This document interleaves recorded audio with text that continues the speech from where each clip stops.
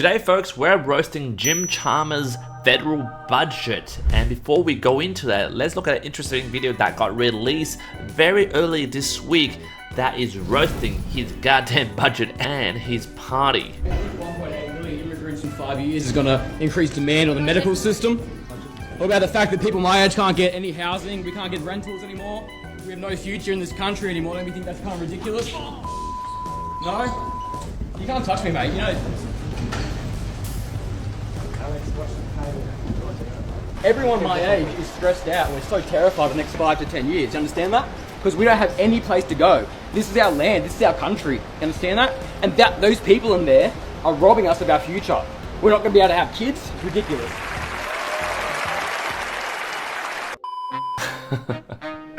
Is it that dramatic? But I understand his sentiment. The fact that the budget, which I'll be roasting later, and I'll give you the timestamps because I actually watched through his whole speech, Jim Chalmers, the Treasurer's speech, in terms of when he was introducing the new budget, his proposal. We're going to look through the lens of property and address his concern, which is housing. Where is he going to live, you know, in the next 5 to 10 years? You know, it's our land, man. Like, you know, the foreign buyers are buying on this land. What's happening, man? We're going to look at the impact of the federal budget of 2025 on Aussie battlers like locals like him, who are not like the other rich Chinese locals that I've roasted in my previous videos who have a spare $5 million cash to splash on houses, farmland. In today's property roast, let's dive into Jim Chalmers all my over here. This budget builds on the progress that we have made together. It's a plan to help with the cost of living, with 2 new tax cuts and high... The cost of living, guys. Now, I'm not going to make you watch the whole goddamn 27 minutes video with me reacting. I've actually watched the whole thing and timestamped it. I'm going to list it over here right now. First thing first, which is basically help to buy scheme expansion. Let's go to 13 minutes and 48 seconds, which we'll be talking about that. And let's hear it out. And then roast what he said. We're expanding our help to buy scheme as well. This is part of our efforts to help ensure more Australians can buy a place of their own. We will update the property price and income caps so more first home buyers are eligible for the scheme. And this will help 40,000 Australians buy their first home. 40,000? Why 40,000? By the way, guys, the Victorian help to buy scheme, which was then ended about like a couple of months ago if you read the news. And I'm going to pull up this article over here, as you guys can see over here. Victorian home buyer help to buy scheme, which is a shared equity scheme helping first home buyers, is set to end by June 30th 2025. Now this begs the question, if it was so great, it was like sort of trialed in Victoria, it was so great, why did they end it? And why is old mate Chalmers introducing to the whole bloody country? Like, was it a success? I don't think so. The government owning 30% of your property, which in the process you can't renovate, and during that process when you bought that property under the scheme, you can't buy another investment property, right? You're stuck with that scheme, with that property. I would say it's a terrible idea, but let's continue listening to Mr. Old Mate Chalmers. In the next 4 years. And the changes mean that they can access a bigger range of homes and buy one that suits them. And we're easing pressure on the housing market by banning foreign investors from... Alright, before we go there, that is my take on, you know, his help to buy scheme. I don't think it would help a lot. I mean, for the 40,000 people, obviously it's income capped. You got to earn up to a certain amount of money. If you exceed that, you don't get it. There's certain property price caps. But is that really helping? Could they be better off doing something else with that money in the budget to help others buy? Maybe introducing some sort of grant rather than saying, oh man, like for you to be able to buy this goddamn property over here, I'm going to take like 30% ownership of that, right? So you own this property, but I'm holding on to it too, guys. You can't do jack with that. Anyway, let's move on and look at the Housing Australia Future Fund. Okay, we're over here. The first 2 rounds of the $10 billion Housing Australia Future Fund are helping to build about 18,000 social and affordable homes. Wow, 18,000 social affordable housing, right? How many homes do we need to build to catch up to the demand right now? 18,000 or maybe 180,000? Homes for those who need them most. And lifting the cap on Housing Australia's financial liabilities to $26 billion also helps in this regard. Now, how does that help in regard by lifting it by $26 million?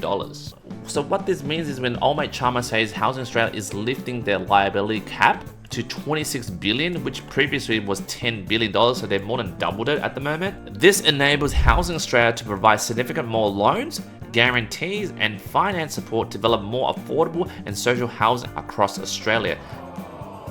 How they're gonna do it, I don't know. Maybe they're gonna guarantee more homes, open more spaces. Usually before it was about 35,000 spots, now they're opening it to 40,000 spots. Are they gonna give more guarantees to people, waive more mortgage insurances? That's why they're lifting the cap. A lot of stuff are in the air before the election, but that's his promise so far. And then in his speech, he talked about housing support program and infrastructure on the 13th minute over here. That they require.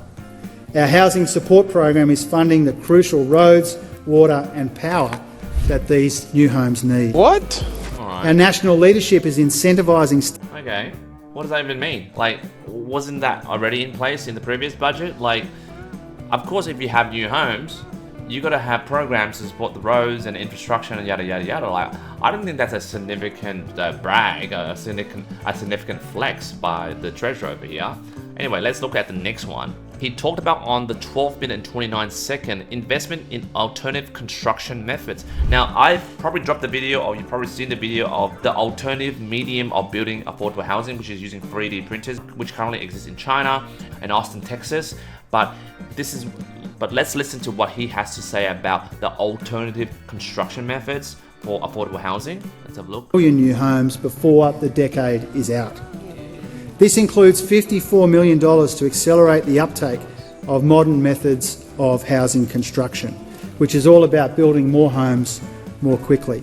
It supports our work to cut red tape and reduce financial barriers to more efficient construction methods. How? The first two rounds of the $10 billion Housing Australia... How is he going to do that? $54 million, is that enough? I mean, like, it costs like, what? Almost like $7 to $8 billion to build these submarines. What is $50 million compared to that? Like a drop into the ocean, right? Like, what is the $50 million used to improve housing? Like, how specific was he? Let's dig into the budget. Jumping into the Albanese government's website, it does say it here from the Minister Ed Husic, Minister for Industry and Science, and Minister Claire O'Neill for Housing and Homelessness. It does state it here, the $54 million, guys. Let's go through it. Okay, $54 million to manufacture more homes more quickly. The Albanese government will invest $49.3 million supporting state and territorial governments to supercharge prefabricated. We're talking about kit homes, guys. So kit homes have existed for a long time, like modular homes, right? I've done a few loans with particularly Bank West. They do a lot of those kit homes and prefabricated homes. So they're bringing that back into popularity, right? It's saying states and territories will be offered funding to invest in local programs that grow the prefab and modular housing industry. So there were talks by Minister, what's his name? El Husic. They were planning to use factories, like massive factories, to build these homes, right? Rather than just like boutique or independent builders who basically, you know, or want to get the highest margin for their profit because of capitalist society. They're gonna use factories, maybe paid by the government, to just like modulate homes, like factory made, sausage make these homes, right? Sort of like BYD, like, you know how BYD is so cheap because the bloody Chinese government is pumping a lot of money into these massive factories, national owned factories, to make these cheap cars that is currently outbidding Tesla at the moment. So that's what they're planning to do. Anyway, let's continue. And it goes, additional $4.7 million investment to develop a voluntary national certification process for off-site construction to streamline approvals while ensuring high-quality standards are met. What does that even mean? We probably need more information about that. But it does say prefabricated and modular homes can be built up to 50% faster than traditionally built homes. Okay. It doesn't talk about 3D printing, by the way. This investment supports progress towards the government's national target of 1.2 million homes in the next 5 years. 1.2 million homes in the next 5 years, guys. What does that goddamn look like? 1.2 million homes in the next 5 years. That's about 240,000 new homes in the next 5 years over Australia, or maybe New South Wales or Sydney, or like what? I think it's Australia-wide. So if you divide the states into just the main states of New South Wales, Victoria, Queensland, and WA/SA, that's 5 states. The other states, you know, they're a bit of woo places. I'm not going to include them. No offense for those that's watching it, but you know, you guys are not that relevant. It's like 48,000 new homes. 48,000 new homes. Like, what the heck? Every year? That's not gonna, like, how many people immigrate to Australia per year? Like, this is a pretty bad plan, Mr. Albanese government, right? And then together, these investments will provide the sector with regulatory certainty, create sustainable pipeline, proper value stuff, right? So guys, I don't really like their budget at the moment. Like, yeah, it is helping housing, but is it an appropriate use of the money that you spent it elsewhere for submarines and fucking all this other stuff that you're proposing? I don't think you're spending enough money on housing and fixing the housing crisis, which old mate at the first part of the video was complaining about. Let's go to the next point that Mr. Chalmers talked about. He talked about on 14 minutes and 15 seconds restricting foreign buyers, right? And we're easing pressure on the housing market by banning foreign investors from buying established homes and cracking down on foreign land banking as well. Speaker, a crucial... Guys, this is what I've been roasting on this channel, right? Foreign buyers buying local property, which is driving up market prices, and Mr. Chalmers knows that. But the only thing is, there's a loophole. What if foreign buyers get through the PR system, through immigration, and become permanent residents, and become Australian citizens, and through however fast that process is, end up going through that avenue to buy all the property, right? Does he address that? Should there be rules against that? And now obviously I'm not saying those who are foreign people, who are from foreign countries, should not immigrate to Australia. But I'm saying, could we balance that with the locals that are actually living here at the moment? Perfectly balanced. Locals that I'm helping at the moment, first-time buyers, first-time investors that have been living here since day one, right? That were born here, or that came from second-generation migrants, right? What about those guys? What if those guys that don't really have rich parents, bank of mum and dad, have the federal budget thought about these people?